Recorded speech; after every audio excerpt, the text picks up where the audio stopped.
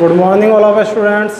Welcome to Daffodils online classes. Myself Keshav Sharma from Daffodils School.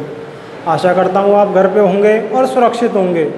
हमारे विद्यालय में ऑनलाइन क्लासेज चलाई जा रही है, तो आइए हम शुरू करते हैं। तो हमने पिछले टॉपिक में देखा था कि हम संधि का एक टॉपिक पढ़ रहे थे, जिसमें संधि के बारे में जानकारी की थी, उसकी डेफिनेशंस और उसके भेद, संधि के 3 भेदों के बारे में जानकारी की थी।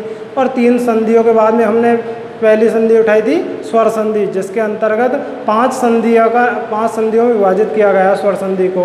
तो पहली है दीर्घ स्वर संधि। तो हम शुरू करते हैं, अपना समय बर्बाद ना करते हुए सीधा अपने टॉपिक पे आते हैं। पहला है दीर्घ स्वर संधि। दीर्घ स्वर संधि की डेफिनेशंस क्या है? जब दो एक जैसे स्वर जिनको बोलते हैं सजातीय स्वर, पास पास में होने से आपस में मिलते हैं। दो सजातीय स्वर पास पास में होने से आपस में मिलते हैं तो दोनों के बदले हुए सजातीय दीर्घ स्वर हो जाते हैं। दोनों आपस में जुड़ेंगे तो वो दीर्घ स्वर में परिवर्तित हो जाएंगे, तो उसे दीर्घ स्वर संधि कहते हैं। तो आगे इसके उदाहरण देखते हैं हम। उदाहरण है जैसे आ प्लस ए दोनों सजातीय स्वर हैं। तो इन दोनों सजातीय स्वरों का आपस में मेल होने से आ का निर्माण हो रहा है। इसी प्रकार दूसरा उदाहरण और देखते हैं कि छोटी ई और बड़ी ई मिलके बड़ी ई का निर्माण कर रहे हैं।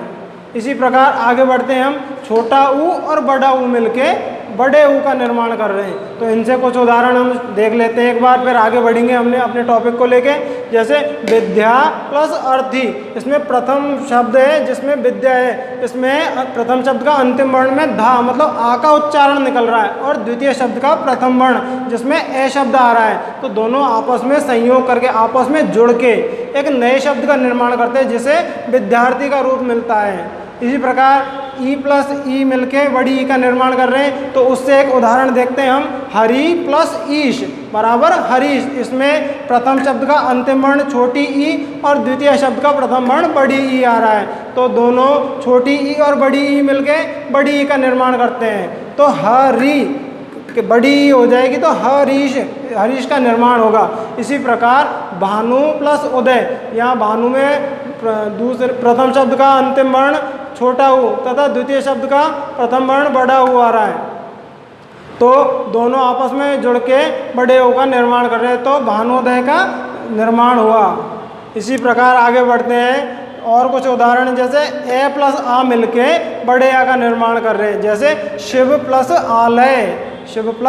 आलय जिसमें शिवालय का निर्माण हुआ है। यहाँ पे बे में ए का उच्चारण निकल रहा है और अंतिम दूसरे शब्द का प्रथम वर्ण है आ, तो बे और आ मिलके बा का निर्माण कर रहे हैं, तो इससे शिवालय का निर्माण हो रहा है। इसी प्रकार आगे चलते हैं, कैपिटल ई और कैपिटल ई मिलके बड़ी ई और बड़ी ई मिलके बड़ी ई का निर्माण कर रहे हैं। जैसे सती प्लस ईश, सती प्लस ईश में यहाँ पे बड़ी ई आ रही है ती में और ई बड़ी ई आ रही है, तो दोनों आपस में जुड़ के बड़ी ई का निर्माण कर रहे हैं। इसी प्रकार आगे बढ़ते हैं और उदाहरण देखते हैं, जैसे बधू प्लस उत्सव, यहाँ प्रथम शब्द का अंतिम वर्ण बड़ा ऊ आ रहा है और द्वितीय शब्द का प्रथम वर्ण छोटा ऊ है, तो दोनों आपस में जुड़ के बड़े ऊ का निर्माण कर रहे हैं और बधूत्सव का निर्माण किया है।